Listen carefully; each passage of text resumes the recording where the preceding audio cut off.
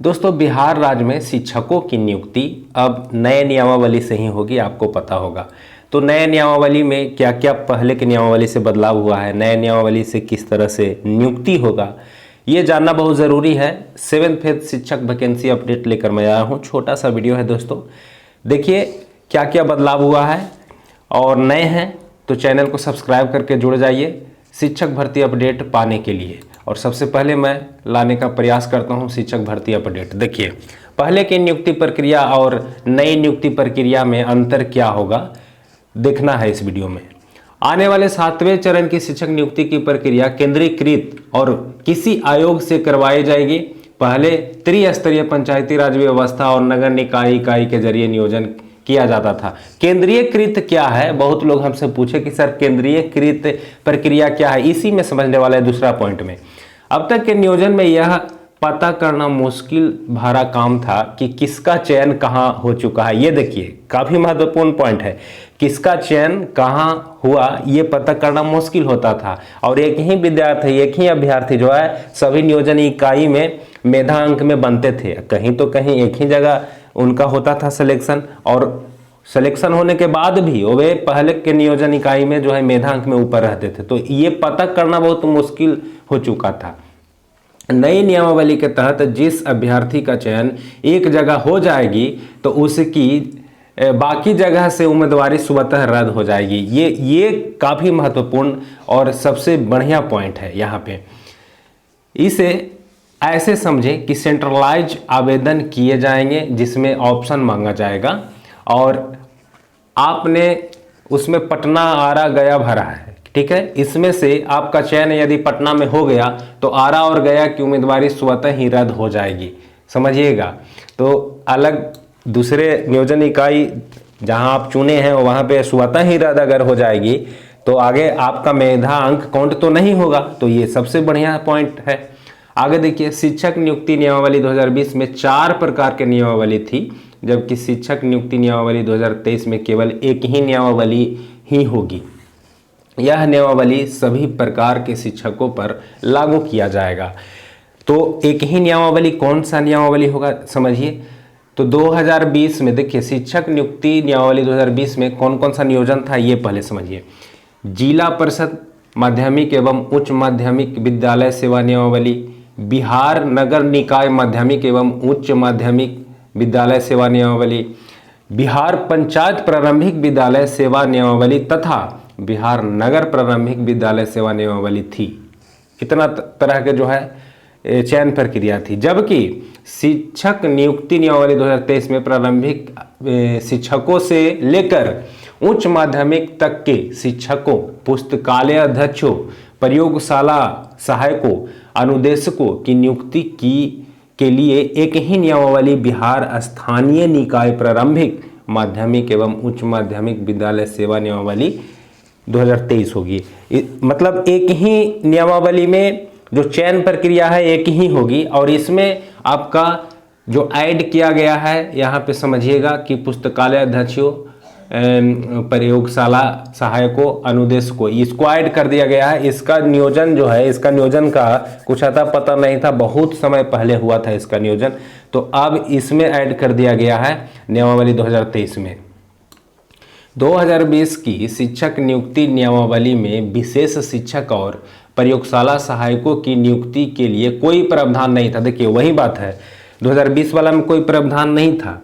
शिक्षक नियुक्ति नियमावली 2023 में विशेष शिक्षक और प्रयोगशाला सहायकों की नियुक्ति के लिए भी प्रावधान होगा। 2023 में इसका भी प्रावधान किया जाएगा। पहले की शिक्षक नियुक्ति नियमावली में ग्राम पंचायत, पंचायत समिति, जिला परिषद, नगर निगम, नगर परिषद, नगर पंचायत के स्तर पर गठित अलग अलग नियुक्ति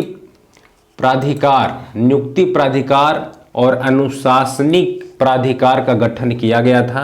परंतु नई शिक्षक नियुक्ति नियमावली में जिला स्तर पर एक ही स्थानीय निकाय नियुक्ति प्राधिकार एवं अनुशासनिक प्राधिकार होगा। ये बहुत बड़ा बदलाव किया गया है दोस्तों, बहुत बड़ा। और कहीं ना कहीं इसे लागू करने में इसीलिए हो सकता है कि लेट हो रहा है, बहुत सारे जो है बदलाव किए जा रहे हैं। पुरानी शिक्षक नियुक्ति नियमावली में सभी नियोजन निकाय नियोजन इकाई के अध्यक्ष को नियोजन समिति का अध्यक्ष बनाया गया था, अब जिला स्तरीय राजपत्रित पदाधिकारी को समिति का अध्यक्ष बनाने की संभावनाओं पर विचार हो रहा है। नई नियुक्ति नियमावली के लागू होते ही शिक्षकों का पद जिला स्तर का संवर्ग हो जाएगा। पुरानी नियमावली में विषयवार और नियोजन इकाईवार अलग अलग संवर्ग था, तो ये भी बहुत बड़ा बदलाव है। पुरानी नियुक्ति नियमावली में मेधांक, यहाँ मेधांक की चर्चा है, मेधांक की गणना नियोजन इकाई द्वारा मैट्रिक, इंटरमीडिएट, स्नातक, स्नातकोत्तर और प्रशिक्षण में प्राप्त अंकों के प्रतिशत एवं पात्रता परीक्षा में प्राप्त अंकों के वेटेज के आधार पर निर्धारित किया जाता था। सही बात है, जो पात्रता एग्जाम था बीटेट सीटेट उसमें वेटेज मिलता था, है ना। नई नियमावली में यह व्यवस्था बनी रहेगी और मेधा अंक के आधार पर आयोग द्वारा प्रशासी विभाग के परामर्श से निर्धारित किया जाएगा। तो ये सारा बदलाव है। मेधांक तो वहीं रहने वाला है, लेकिन मेधांक के आधार पर आयोग जो है उस पर कुछ निर्णय लेगी, ठीक है। सबसे बड़ा बदलाव यह होगा कि पहले नियुक्ति के लिए चयन की अनुशंसा नियोजन इकाई द्वारा की जाती थी, लेकिन नई व्यवस्था के तहत नियुक्ति के जरिए चयन की अनुशंसा प्राधिकृत आयोग द्वारा की जाएगी। आयोग करेगी आपका अनुशंसा। बदलाव, ये बहुत बड़ा बदलाव है। पुराने शिक्षक नियुक्ति नियमावली के अंतर्गत नियोजन इकाइयों की संख्या 9222 थी। नई नियमावली में नियोजन इकाइयों की संख्या महज 38 रह गई है। बता दें कि बिहार में जिलों की संख्या 38 है, प्रत्येक जिला में एक एक नियोजन इकाई बना दिया गया है। अब देखिए, ट्रांसफर में दिक्कत होता था पहले, ये सभी इसमें लिखा गया है। पुरानी नियुक्ति नियमावली से विभिन्न नियोजन इकाई में ट्रांसफर में दिक्कत हो रही थी। जब नई नियुक्ति नियमावली में जिला स्तरीय संवर्ग होगा, इससे बेहतर सेवा शर्त और शिक्षा विभाग का प्रभावी नियंत्रण होगा। पुराने शिक्षक नियुक्ति नियमावली में मात्र वेतन संरक्षण का प्रावधान था। अब नई नियमावली में सेवा निरंतरता और वेतन संरक्षण का स्पष्ट प्रावधान होगा।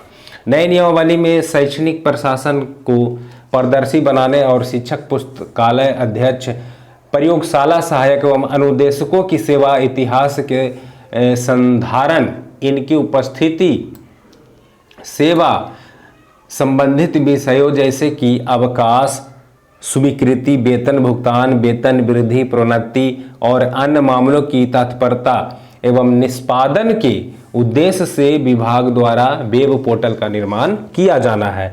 तो दोस्तों, इतना सारा बदलाव जो है आपके 7वें चरण शिक्षक भर्ती नियोजन के लिए नियमावली में है। तो कुल मिलाकर के पूरा साफ सुथरा नियोजन होगा इसमें।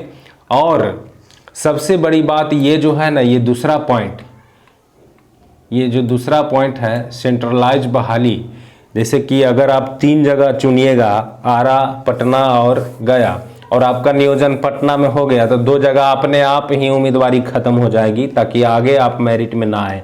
तो ये काफ़ी महत्वपूर्ण शब्द लिखा गया है, दूसरा पॉइंट ये यहाँ पर। तो दोस्तों, मैं आशा करता हूँ कि आप ये समझ चुके होंगे कि नई नियमावली में कौन कौन सा बदलाव किया गया, कौन कौन सा इसमें जो है ऐड किया गया, और आपको कौन ज़्यादा पसंद आया ये ज़रूर कमेंट में लिखिएगा। चलिए दोस्तों, इस वीडियो में इतना ही था। मिलते हैं अगले वीडियो में।